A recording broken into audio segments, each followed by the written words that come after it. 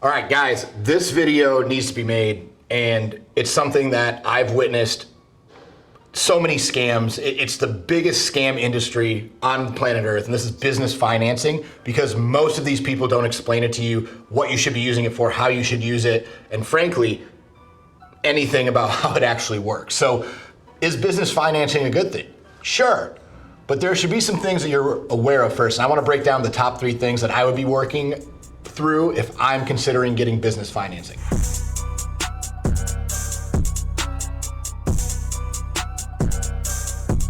First thing you need to realize is it's not personal income, okay? And you're gonna see all these TikToks and all these Reels and all these idiots who are like, oh yeah, if you go get an LLC here for free, and then you apply at American Express, and then you get approved with your EIN, you can have $300,000 credit card tomorrow and you can start your business.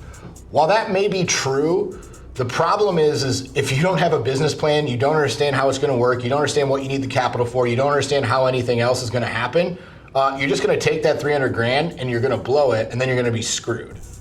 Okay, and then you're gonna be bankrupt and you're gonna be done.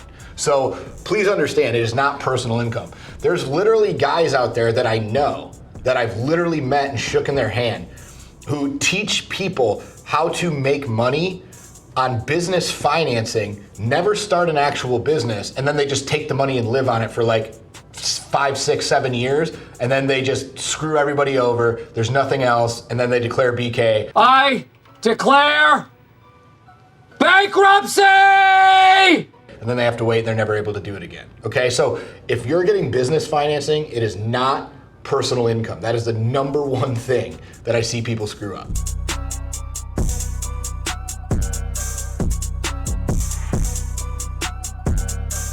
The second thing that you should be asking yourself is creative questions first. Okay, so before you even go down the path of business financing, instead of saying, oh, well, I need this much money so I can do this, right? No. Is there other creative ways for you to go about getting the money? Start smaller, grind it out, do it the right way, do it where you're gonna get the experience so that the money doesn't cost you, right? So a lot of people, what they don't understand about money is if you influx money into somebody with no experience, they're gonna lose the money and they're not gonna gain the experience they need to actually win later on, okay?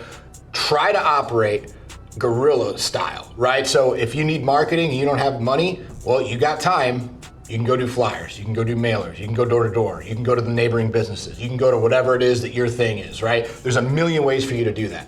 Now, if you need physical product for your stores and it makes sense and you already have everything else, right? Then there's ways that this makes sense, but you would know that had you already have been in business, right? So just be careful. Don't go hundreds and hundreds of thousands of dollars into debt, which you can do at any time, just for the sake of like being a quote unquote boss or starting your own thing. It's maddening to me when I see people do this because they don't learn what they actually need to learn, right? So make sure that you're asking creative questions and try to do it without business financing, because then you are beholden to somebody else all the time. You always have that payment gets bigger and bigger and bigger and bigger and bigger, and eventually you're screwed, right? Because no one else will hand you money, you gotta declare bankruptcy, anyone who depends on you is screwed, and anyone who believed in you or had a product coming gets even more screwed. And I've seen people ruin their reputations on this.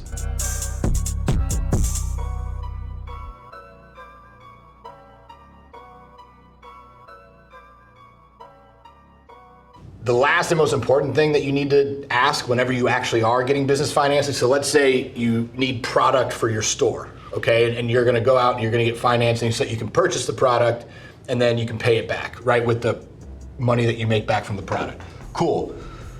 When you're sitting down for whatever loan it is, it doesn't matter. Ask them, is this a fixed rate loan or a variable rate loan?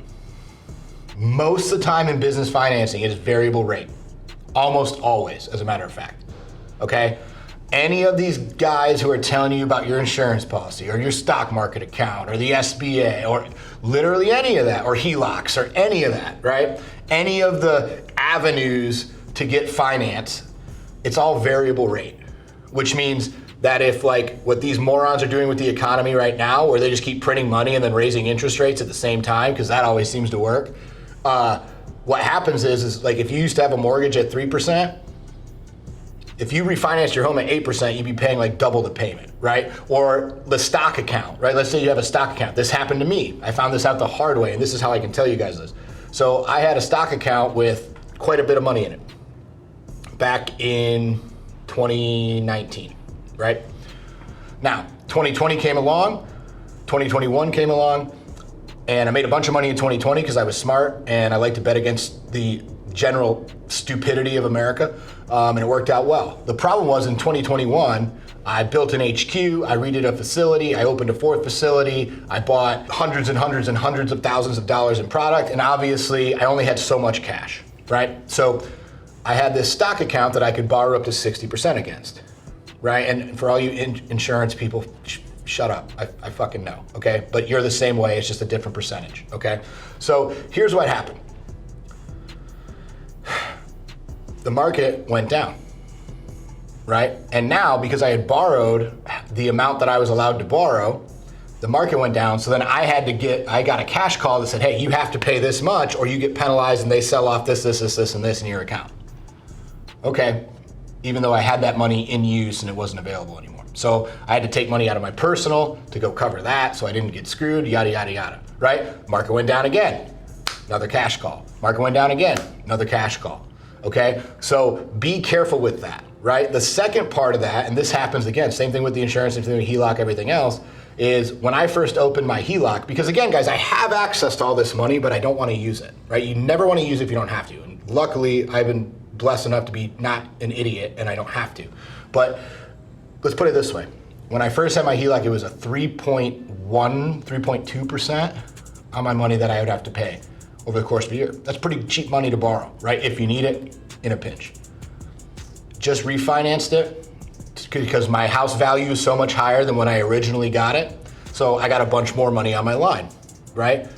The interest rate tripled. It's like 8%. So I want you to think about that. So now if I want to borrow money against my own stuff, I'm paying my money plus 8%. Right? And again, so you have to think about, so when you're doing this, sit down and say, okay, I have to make this amount of money back plus 8%, then whatever's left is the profit I have left, right? And that's assuming you only borrow it for a year. So can you pay that money back in a year? If so, yada, yada, yada. What a lot of people do is they just borrow the money, and this is how these companies get rich, and that's why they own all the baseball stadiums and football stadiums and arenas and everything else. It's not for people who pay back their shit on time, guys. That's not why they build them. They build them because idiots keep paying interest. Okay, so please keep that in mind when you're worried about business financing. These are the three things that I've seen people get absolutely screwed on. Always, always, always do these three things.